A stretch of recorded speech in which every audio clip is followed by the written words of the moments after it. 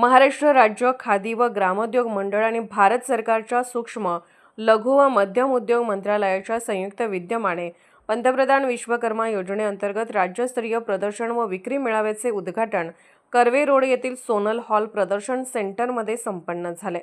कार्यक्रमाचे उद्घाटन मंडळाचे अध्यक्ष राज्यमंत्री दर्जा रवींद्र साठे यांच्या हस्ते करण्यात आले। यावेळी महात्मा गांधी यांच्या प्रतिमेला पुष्पहार अर्पण करून दीप प्रज्वलनाने कार्यक्रमाची सुरुवात झाली।